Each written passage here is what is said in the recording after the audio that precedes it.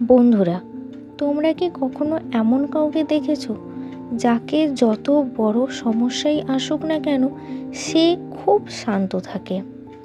সবাই যখন প্যানিক করছে সে শান্ত, সবাই যখন রেগে যাচ্ছে সে চুপচাপ, সবাই যখন ভেঙে পড়ছে সে নিজেকে সামলে নিচ্ছে। তখন মনে হয় ওরা কি মানুষ না, ওদের কি কষ্ট হয় না?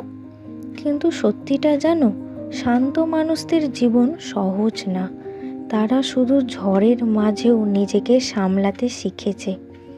আজকের এই কথাগুলো যদি শেষ পর্যন্ত শোনো, তাহলে হয়তো তুমি বুঝতে পারবে কিভাবে কিছু মানুষ কঠিন সময়েও স্ট্রং এবং শান্ত থাকতে পারে।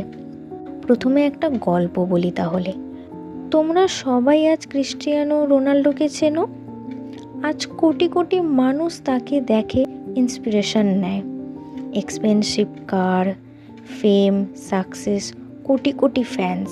কিন্তু একটা প্রশ্ন করো তো নিজেকে, এই মানুষটা কি জন্ম থেকেই সাকসেসফুল ছিল? না, তার ছোটবেলা ছিল খুব কষ্টের। তিনি বড় হয়েছেন একটা ছোট ঘরে, এমন পরিবারে যেখানে টাকার অভাব ছিল এভরিডে, রিয়েলিটি এভরিডে। তার বাবা গার্ডেনার হিসেবে কাজ করতেন, মা অন্যের বাড়িতে কাজ করতেন যাতে সংসার সামহ চলে। অনেক সময় এমনও দিন গেছে যখন ফিউচারটা পুরো অন্ধকার মনে হতো। আর একটা ঘটনা শুনলে হয়তো তোমার গায়ে কাঁটা দেবে।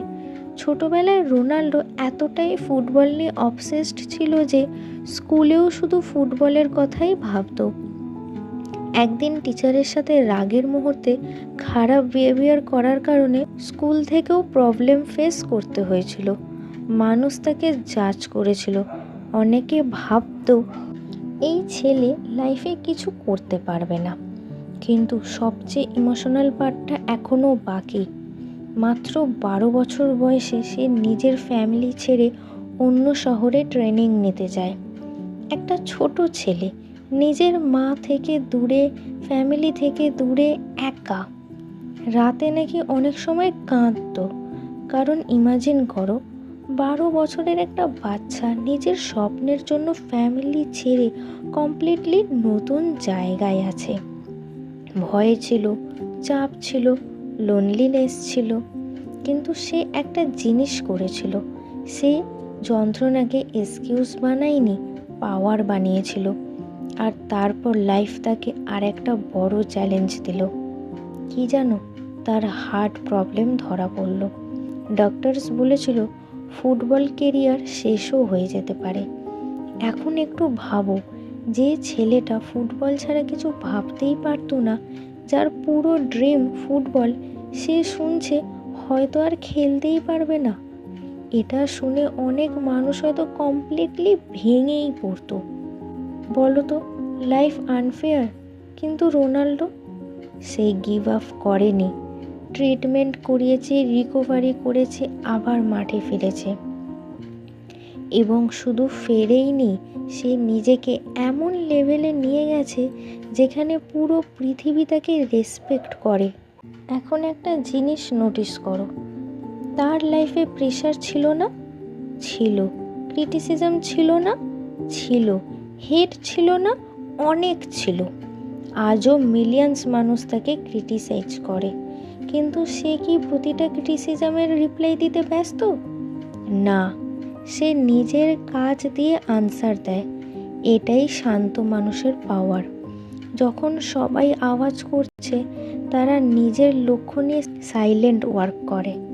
রোনাল্ডো একবার বলেছিল, your love makes me strong, your hate makes me unstoppable. মানে, মানুষের ভালোবাসা আমাকে শক্তি দেয়, আর ঘেন্না আমাকে থামানো আরও কঠিন করে দেয়। এটাই মাইন্ডসেট। লাইফ তোমাকে জাজ করবে, মানুষ তোমাকে আন্ডার এস্টিমেট করবে, কেউ তোমাকে ইগনোর করবে, কিন্তু তুমি কি প্রতিটা কথায় ভেঙে পড়বে, নাকি নিজের লক্ষ্যে পৌঁছে যাওয়ার জন্য শান্ত থেকে কাজ করবে? কারণ যে মানুষ ঝড়ের মধ্যেও নিজের মাথা ঠান্ডা রাখতে পারে, সে জিততে পারে। তিনি নিজের ইমোশনে হারিয়ে যাননি, তিনি নিজের লক্ষ্যকে প্রায়োরিটি বানিয়েছিলেন। যখন অন্যরা কমপ্লেন করছিল, তিনি প্র্যাকটিস করছিলেন। যখন অন্যরা এক্সকিউজ খুঁজছিল, তিনি ইমপ্রুভমেন্ট খুঁজছিলেন। এটাই শান্ত মানুষের একটা বড় সিক্রেট। তারা রিঅ্যাকশানের থেকে অ্যাকশানে বেশি ফোকাস করে। আজ কেউ তোমাকে কিছু বলল, ইগনোর করলো, জাজ করলো, তুমি সাথে সাথে ভেঙে পড়ো, রেগে যাও, ওভার থিঙ্ক করো। তাহলে তোমার শান্তি কার হাতে চলে গেল? অন্য মানুষের হাতে। আর এটাই বেশিরভাগ মানুষ করে। একটা ছোট কথা শুনে রাত ভোর চিন্তা করে, সে এটা কেন বলল, সে এমন বিহেভ করলো কেন আমার সাথে, মানুষ আমাকে কি ভাবছে। কিন্তু শান্ত মানুষ একটা কথা জানে, সব কিছুর রিঅ্যাকশান দিতে নেই। হ্যাঁ, সব ব্যাটেল ফাইট করতে হয় না। কখনো কখনো সাইলেন্সেও একটা পাওয়ার আছে। ভাবো তো, তুমি একটা নদীর পাশে দাঁড়িয়ে আছো, নদীর জল খুব উত্তাল হয়, তুমি কি নিজের রিফ্লেকশন দেখতে পারবে? না। কিন্তু জল শান্ত হলে তখন সব ক্লিয়ার দেখা যায়। ঠিক তেমনই মন অশান্ত থাকলে তুমি ক্লিয়ার ডিসিশন নিতে পারবে না। তাই শান্ত মানুষেরা প্রবলেম আসলে প্যানিক করে না, থেমে যায়। তারা নিজেকে একটা প্রশ্ন করে, এটা কি আমার কয়েক বছর পরেও ইম্পর্টেন্ট থাকবে? যদি উত্তর না হয়, তাহলে সেটা নিয়ে নিজের পিস ডিস্ট্রয় করে না তারা। আর একটা বড় কারণ আছে, শান্ত মানুষ সব কিছু কন্ট্রোল করতে চায় না, কারণ তারা জানে তুমি ওয়েদার কন্ট্রোল করতে কখনো পারবে না। মানুষ কি ভাববে সেটা কন্ট্রোল করতে পারবে না। কে তোমাকে পছন্দ করবে বা ইগনোর করবে সেটাও তুমি কন্ট্রোল করতে পারবে না। কিন্তু তুমি কন্ট্রোল করতে কি পারবে জানো?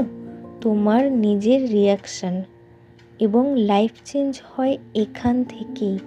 অনেক মানুষ ভাবে আমি শান্ত হব যখন আমার লাইফ পারফেক্ট হবে। না, লাইফ পারফেক্ট হওয়ার পর কেউ শান্ত হয় না।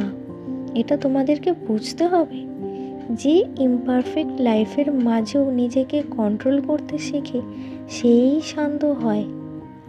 আর একটা খুব ইম্পর্ট্যান্ট কথা বলি, শান্ত থাকার মানে এই না যে তোমার ইমোশন থাকবে না।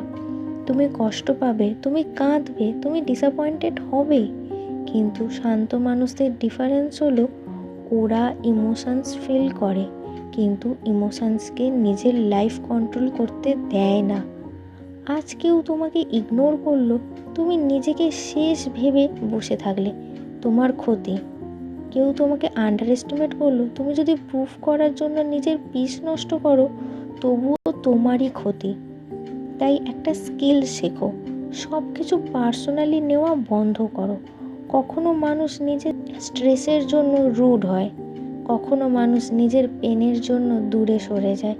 সব সময় সব কিছু তোমার দোষ না। আর একটা সিক্রেট বলি, শান্ত মানুষরা নিজের জন্য টাইম রাখে। কিছু মানুষ প্রেয়ার করে, কেউ বই পড়ে, কেউ হাঁটে, কেউ এক্সারসাইজ করে, কেউ ড্রয়িং করে।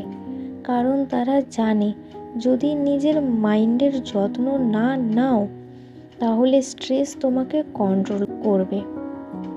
আর শোনো, সবাইকে প্লিজ করতে যেও না, এটা ইম্পসিবল। তুমি যতই ভালো হও, কেউ না কেউ তোমায় জাজ করবেই। তাই অন্যের ওপিনিয়নের আশায় থেকো না, নিজের গ্রোথের দিকে ফোকাস করো। আজ একটু বেটার হও, কালকে আরও একটু বেটার হও, এভাবেই তুমি স্ট্রং হয়ে যাবে।